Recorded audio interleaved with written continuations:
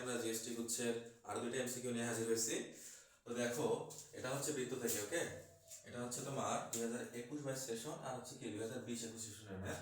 প্রথমটা হচ্ছে 2021-22 সেশনের। 1 নম্বর এমসিকিউটা কি বলছে, যে 4,3 কেন্দ্র বিশিষ্ট, কেন্দ্র কত 4,3 কেন্দ্র বিশিষ্ট একটি বৃত্তের ব্যাসের এক প্রান্তের স্থানাঙ্ক দেওয়া আছে, বলছে অপর প্রান্তের স্থানাঙ্ক বের করতে, তাই না? তাহলে এই ম্যাথটা আমরা কিভাবে সলভ করবো একটু খেয়াল করো। আমরা দেখি 1 নম্বর সলিউশন যদি করি, কি বলছে, যে একটা এটা একটা বৃত্ত, ঠিক আছে? এই বৃত্তের কেন্দ্র দেওয়া আছে 4,3। বলছে এই যে এটা এই দিক দিয়ে যদি একটা ব্যাস যায়, তাহলে ব্যাসের এক প্রান্তের স্থানাঙ্ক দেওয়া আছে কত 3,1। বলছে অপর প্রান্তের স্থানাঙ্ক, মানে এই পয়েন্টটা বের করতে বলছে, যে এইটা পার্ট। আমি ধরলাম যে এটা x, y, ঠিক আছে? তাহলে দেখো তো, এই যে এটা a যদি ধরি, এটা যদি b ধরি, তাহলে ab এর মধ্যবিন্দু, এটা c ধরলাম, তাহলে ab এর মধ্যবিন্দু কি c না? তাহলে মধ্যবিন্দু সূত্র দিয়ে যদি তুমি ম্যাথটা করো, তাহলে কি করতে হবে বলো? তাহলে কি করবো বলো? যেহেতু ab এর মধ্যবিন্দু হচ্ছে c, তাহলে x plus 3 divided by 2 equal to কত বলো? 4। তাহলে এখান থেকে x প্লাস 3 ইকুয়াল টু কত? 8। তাহলে x এর মান কত পাচ্ছ? 8 মাইনাস 3, অর্থাৎ x এর ভ্যালু 5 পেলাম। এরপরে y প্লাস প্লাস কত হবে? এই যে 1 ডিভাইড বাই কত 2 ইকুয়াল টু কত? 3, মানে কোটিটা আর কি। তাহলে y প্লাস 1 ইকুয়াল টু কত? 6। তাহলে y এর ভ্যালু কত বলো? 5। তাহলে তুমি অপর প্রান্ত a ধরছো, কত পাইলা? 5,5। বুঝছি। দেখো তো অপর প্রান্তের স্থানাঙ্ক কোথায় দেওয়া আছে? এই যে ডি নাম্বার অপশনটা। বুঝছি, মানে কোনো কথা নাই, মধ্যবিন্দুর যে ফর্মুলা সেটা ইউজ করলে এই ম্যাথ ইজিলি সলভড। ওকে, বুঝতে পারছি আমরা? ওকে, এরপরে আমরা পরের ম্যাথটা দেখি। পরের ম্যাথটা হচ্ছে 2020-21 সেশনে আসছে, জিএসটি গুচ্ছে। দেখো, আমরা একটু দেখি কি বলছে। এখানেও একটা বৃত্তের কথাই বলছে, √3 একক দৈর্ঘ্যের জ্যা।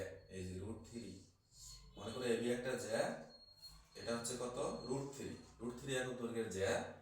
কি বলছে? কেন্দ্রে, এই যে সেন্টার, এই যে সি, কেন্দ্রে হচ্ছে তোমার কত ডিগ্রি কোণ তৈরি করছে? π/3, অর্থাৎ 60 ডিগ্রি কোণ উৎপন্ন করছে। এটা কত? π/3 কোণ। আমি ধরে নিলাম এটা π/3 যদি হয়, এটা তাহলে আমি এটা এ ধরে নিলাম, এটা কি এ ধরে নিলাম, কারণ এটা একই বৃত্তের ব্যাসার্ধ, তাই না? ব্যাসার্ধ যেটা কি হবে? সমান হবে। আমি ধরে নিলাম, তাহলে এটা একটা সমদ্বিবাহু ত্রিভুজ, তাহলে এ এ। ওকে, আমরা একটা ত্রিকোণমিতির ফর্মুলা করছিলাম, মনে আছে কিনা জানি না।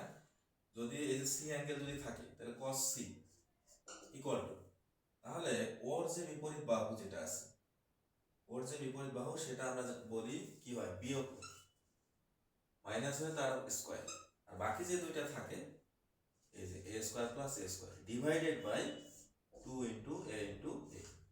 বুঝছি? তার মানে ফর্মুলাটা যদি আমি লিখি, এই যে cos c equal to a square plus b square minus c square divided by 2ab। এই যে এই ফর্মুলাটা জাস্ট ইউজ করছি এখানে। ওকে, তাহলে এখন cos c মানে কত? cos পাই বাই কত? 3, মানে cos 60। আর এখানে 2a স্কয়ার মাইনাস কত হবে? 3, আর নিচে থাকে 2a স্কয়ার। তাহলে cos 60 ভ্যালু তো আমরা জানি হাফ হয়, হাফ ইকুয়াল টু কত? 2a square minus 3 divide by কত?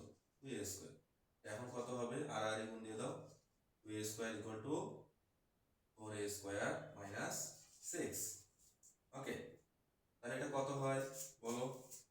6টা এদিকে নিয়ে আসো, তাহলে 6 equal to 4a square minus 2a square. বুঝছি এই পর্যন্ত?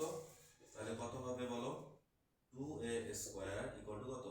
6, অর্থাৎ a স্কয়ার ইকুয়াল টু 3। তাহলে a এর ভ্যালু হচ্ছে কত? √3।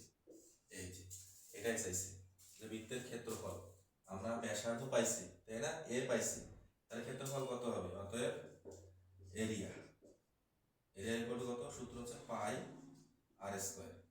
পাই আর স্কয়ার না, আর বলতে এখানে কত বলো? √3 স্কয়ার। √3 মানে কত? 3।